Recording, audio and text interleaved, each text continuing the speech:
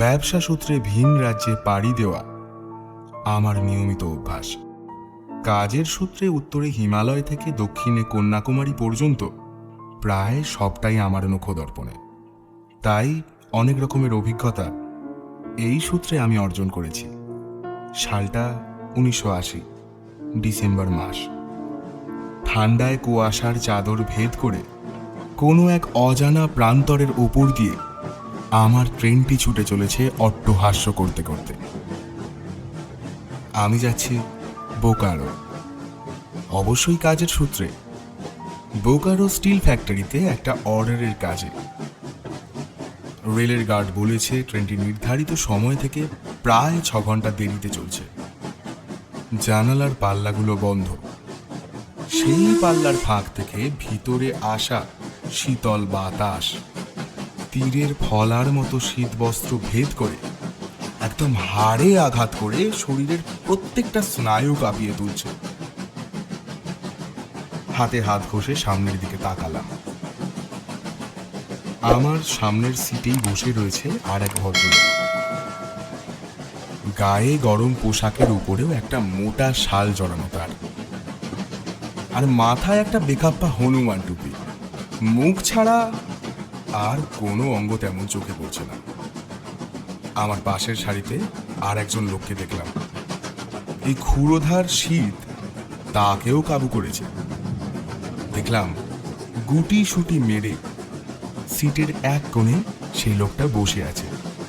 এছাড়া কামরায় আর তেমন কোনো লোক নেই। একটু আলাপ জমানোর জন্য সোজা হয়ে বসলাম। হাতে হাত ঘষে সামনের সিটে বসে থাকা ভদ্রলোককে প্রশ্ন করলাম, তা মশাই, বলি যাচ্ছেন কতদূর? ভদ্রলোক ধীরে ধীরে মাথা তুললেন। ঘুম জড়ানো চোখে আমাকে খানিকক্ষণ নিরীক্ষণ করলেন। তারপর কেমন একটা ঘর ঘরে গলায় বললেন, বোকারো। খুশি খুশি হয়ে বললাম, বেশ তো বাহ বাবা, আমিও না বোকারো যাচ্ছি, বুঝলেন। ভদ্রলোক আর কোনো কৌতূহল না দেখিয়ে মাথা নামিয়ে ঢুলতে শুরু করলেন। আমিও আর বিশেষ কৌতূহল দেখালাম না। ঘুমও আসছে না। এখন এতটা সময় কি করে কাটাবো ভাবছি, এমন সময় আমার পাশের সারিতে বসে থাকা লোকটার গলা থেকে একটা গান শুনতে পেলাম। পরিষ্কার বাংলা গান। আহা, কি সুন্দর গলা। খাঁচা যে তোর কাঁচা বাঁশের, কোন দিন খাঁচা পড়বে খসে, কোন দিন খাঁচা পড়বে খসে, ফকির লালন কয় কেমনে আসি যায়, খাঁচার ভিতর অচিন পাখি কেমনে আসি যায়। আমি ট্রেনের জানলার ধারে বসে বসে গান শুনতে শুনতে কখন যে ঘুমিয়ে পড়েছি সে খেয়াল নেই। ঘুমটা ভাঙলো পাশের ভদ্রলোকের ডাকে। ও দাদা, আরে ও দাদা, উঠুন উঠুন উঠুন, নামবেন তো? আমি চোখ রগড়াতে রগড়াতে বললাম, কোথায় কোথায় এখন? ভদ্রলোক উত্তর করলেন, এই তো বোকারো ঢুকছে। আমি ঘড়ির দিকে তাকিয়ে দেখলাম রাত 12টা বাজে। ট্রেন তখন স্টেশন ছুঁই ছুঁই করছে। গতি ধীর হয়েছে অনেকটা। আমার সহযাত্রী ভদ্রলোককে দেখলাম দরজার সিঁড়ির কাছে নেমে দাঁড়িয়েছে। ঠান্ডা হাওয়া হু হু করে ঢুকছে কামরার ভিতরে। আমি সরে এলাম দরজার সামনে থেকে। ভদ্রলোকের দেখলাম এদিকে কোনো হেলদোল নেই। সে দিব্যি দাঁড়িয়ে আছে সেই ঠান্ডার মধ্যে, যেন বহু দিনের অভ্যাস।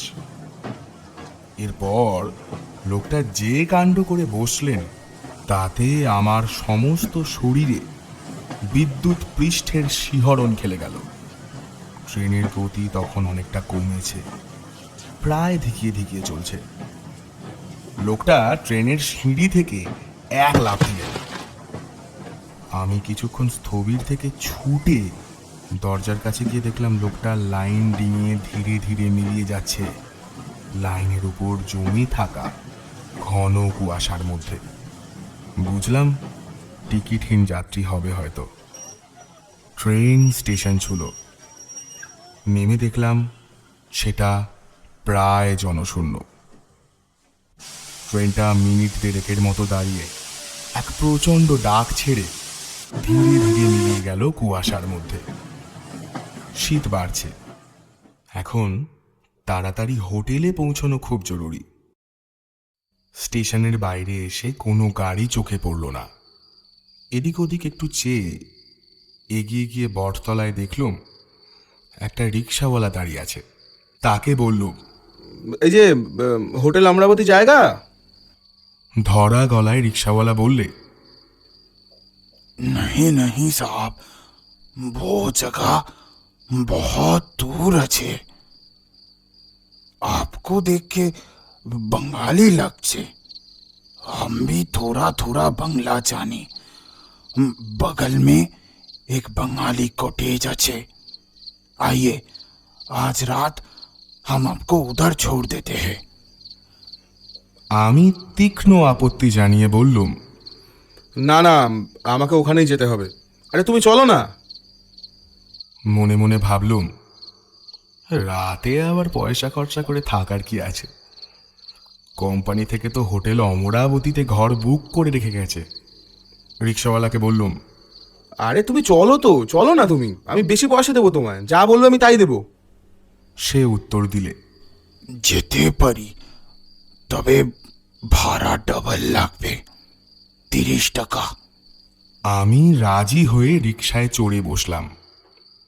রাত্রির শুনশান পথে রিকশা চলতে লাগলো। শীতের রাত এতই নিস্তব্ধ যেন মনে হচ্ছে আমি ভিন গ্রহে পৌঁছে গেছি। মিনিট 15 পর একটা কটেজের সামনে এসে রিকশা দাঁড়ালো। গোটা গোটা বাংলায় বড় বড় করে লেখা অমরাবতী কটেজ। রিক্সাওয়ালাকে পয়সা দিয়ে বিদায় করে কটেজের সামনে এসে হাঁক দিলুম, শুনছেন ও মশাই, শুনছেন? আর কেউ আছেন? আরে কলকাতা থেকে আসছি। আরে কেউ নেই নাকি? ও মশাই! কিছুক্ষণ ডাকাডাকির পর এক প্রৌঢ় দরজা খুলে বললে, বলেন হুজুর। স্টিল ফ্যাক্টরি থেকে বুকিং করা ছিল রুমের জন্য। প্রৌঢ় ইতস্তত হয়ে উত্তর করলেন, আপনার তো সন্ধে 6টায় আসার কথা ছিল। রাত 9টা পর্যন্ত অপেক্ষা করে দেখলাম আপনি এলেন না। তখন আর কি ঘরটা আর একজনকে দিয়ে দিয়েছি।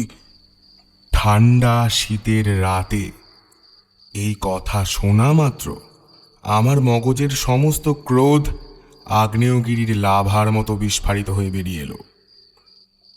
আমি ঝাঁঝালো গলায় বললুম, দিয়ে দিয়েছি মানে? দিয়ে দিয়েছি মানেটা কি? ফ্যাক্টরি থেকে লোক এসে পয়সা দিয়ে বুক করে গেল আর আপনি রুমটা দিয়ে দিলেন? কোনো কাণ্ডজ্ঞান নেই আপনার? প্রৌঢ় ভয়ে ভয়ে বললেন, হুজুর হুজুর মাফ করেন, আমার বড় ভুল হয়ে গেছে। এমনটি আর হবে না। হবে না মানেটা কি? হবে না মানেটা এসব বলে কি হবে? যা হওয়ার তা তো হলো নাকি? এখন কি আমি রাস্তায় রাত কাটাবো? প্রৌঢ় কাঁদো কাঁদো গলায় আবার উত্তর করলেন, আমার বড় ভুল হয়ে গেছে হুজুর, বড় ভুল হয়ে গেছে। প্রৌঢ়কে এভাবে বলতে শুনে আমার একটু খারাপ লাগলো। সুর নরম করে বললাম, আবার কান্নাকাটি কেন? আচ্ছা আচ্ছা আচ্ছা আচ্ছা, ঠিক আছে ঠিক আছে ঠিক আছে, কান্নাকাটি করে তো লাভ তো নেই।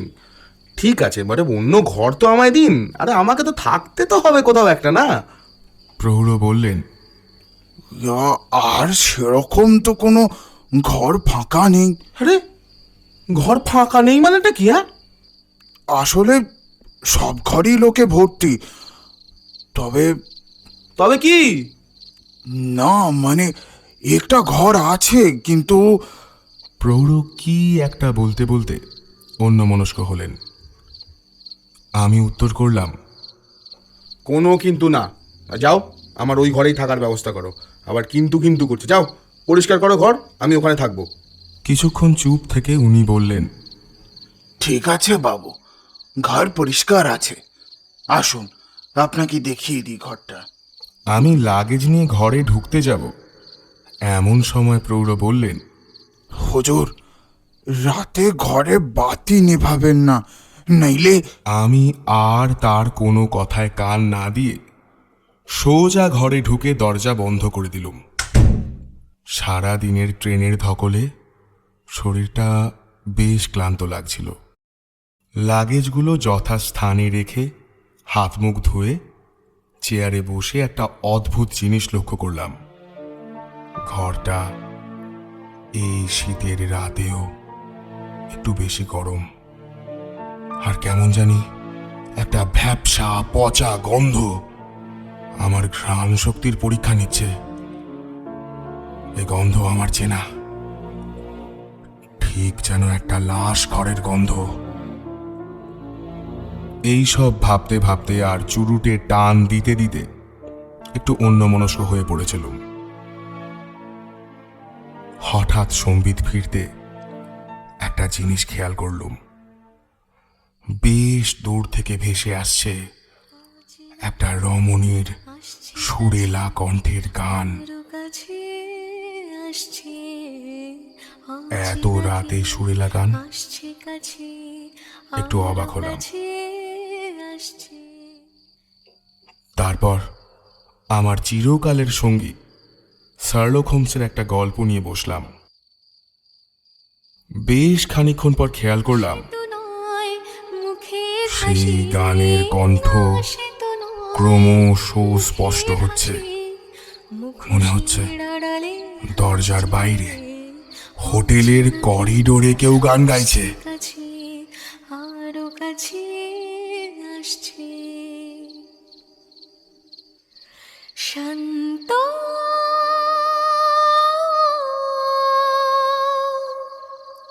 স্তব্ধ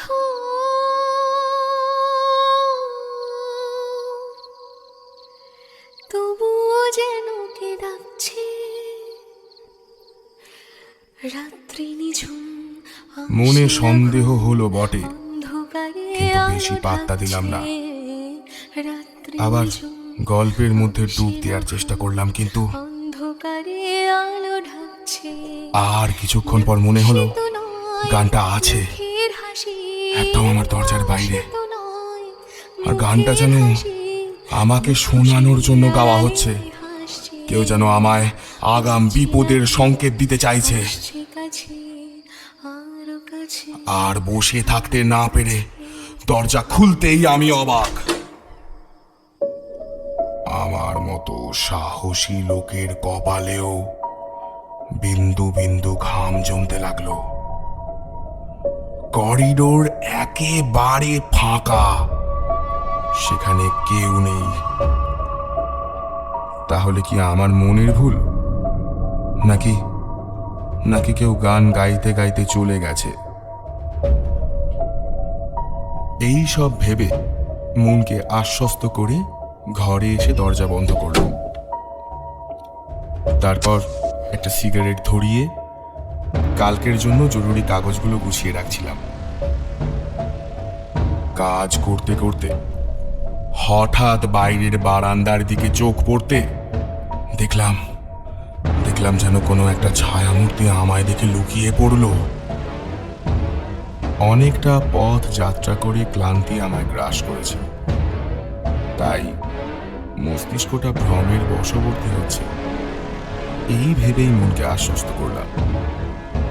ঘড়িতে তখন প্রায় 1:15।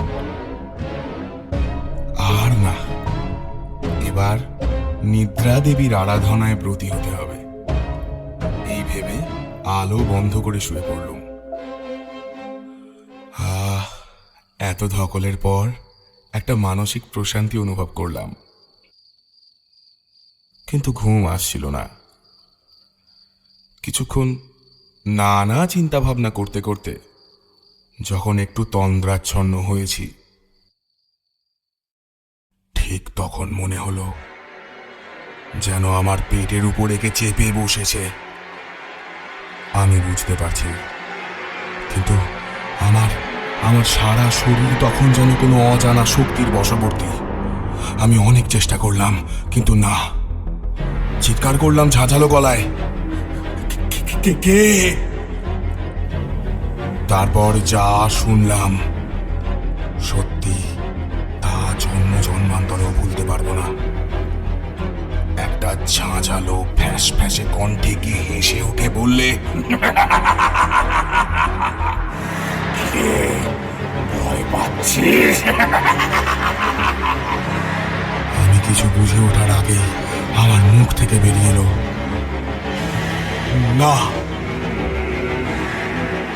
এবার চাপটা অনুভব করলাম আমার বুকে, যেন বুকের উপর সহস্র বুনো দাঁতাল হাতি থাবা বসিয়েছে।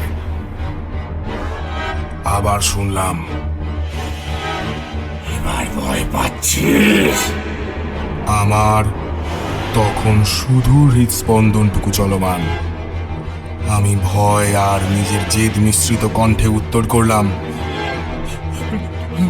না ভয় পাচ্ছি না, না ভয় পাচ্ছি না। এ যেন কোনো অজানা শক্তির সঙ্গে আমার যুদ্ধ চলছে। সে যুদ্ধে আমি নিহত প্রাণ একজন সৈনিক, কিন্তু আত্মমর্যাদা শত্রুর কাছে আমাকে মাথা নোয়াতে দেয়নি। এবার কেউ যেন আমার গলা টিপে ধরে খিলখিল করে হেসে উঠে বললে, বল ভয় পাচ্ছিস? এবার ভয় পাচ্ছিস তো? বল বল ভয় পাচ্ছিস? সেই ফ্যাঁস ফ্যাঁসে গলা যেন আমায় অন্তিম হুঁশিয়ারি দিচ্ছে। আমি চোরে চিৎকার করলাম, আমি ভয় পাচ্ছি না, ভয় পাচ্ছি না। তারপর যেটা ঘটলো সেটা কি তা না দেখলে বিশ্বাস করবেন না হয়তো। হঠাৎ বুঝতে পারলাম আমার শোবার বিছানাটা আর মেঝের উপর নেই। এটা যেন শূন্যে ভাসমান, যেন কোনো অজানা ভয়ঙ্কর শক্তির কারসাজিতে সেই বিছানা মাটি ছেড়ে শূন্যে দোদুল্যমান অবস্থায় আমাকে সমনের হুঁশিয়ারি পাঠাচ্ছে আবার। আর সেই বিকট হাসি ওই গুমোট ভ্যাপসা ঘরের চার দেওয়ালের মধ্যে বারে বারে প্রতিধ্বনিত হচ্ছে। সেই হাসি আমার মস্তিষ্কের ঘিলু ও মজ্জা সবটুকুতে মিশে যেন আমার মৃত্যু ডঙ্কা বাজাচ্ছে।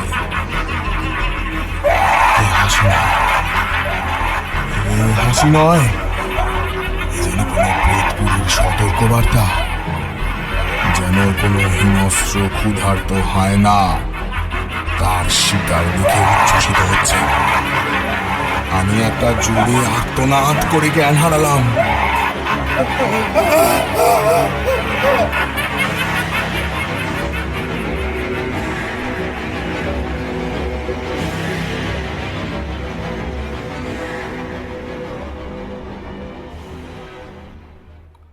যখন জ্ঞান ফিরল, দেখলাম আমি মেঝের উপর পড়ে আছি। কি ব্যাপার? আমি মেঝেতে পড়ে আছি কেন? যতদূর মনে পড়ে কালকে তো আমি বিছানায় শুয়েছিলাম। আর সেই ভয়ানক কণ্ঠস্বরটা, তাহলে কি ওটা স্বপ্ন ছিল? কালকের সারাদিনের ধকলটাও তো আর নেই, বেশ হালকা বোধ করছি। মেঝে ছেড়ে উঠতে গিয়ে বিছানার দিকে চোখ পড়তেই আমি আটকে গেলাম। দেখলাম কালকের রাতে দেখা হওয়া সেই প্রৌঢ়সহ আরো কয়েকজন ভদ্রলোক আমার বিছানা ঘিরে দাঁড়িয়ে আছে। কিন্তু ওরা ওখানে কি করছে? আমি তো মেঝেতে পড়ি। আমি তাড়াতাড়ি উঠে বিছানার দিকে তাকাতেই আমার সারা শরীর ভয়ে কেঁপে উঠল। সত্যি বলতে একটা অজানা ভয় ও বিস্ময় এসে দানা বাঁধলো আমার সারা শরীরে। দেখি বিছানায় পড়ে আছে আমার নিথর শরীর, আর আমার মাথার গোড়ায় বসে প্রৌঢ় বিলাপ করে বলছেন, কাল রাত্রে কত করে বোঝানোর চেষ্টা করলাম, শেষমেশ আমার কোনো কথাই শুনলেন না বাবু। আর এখন প্রৌঢ় ডুকরে ডুকরে কেঁদে উঠলেন। ভগবান! আর হঠাৎ আবার একেবারে আমার পাশ থেকে শুনতে পেলাম,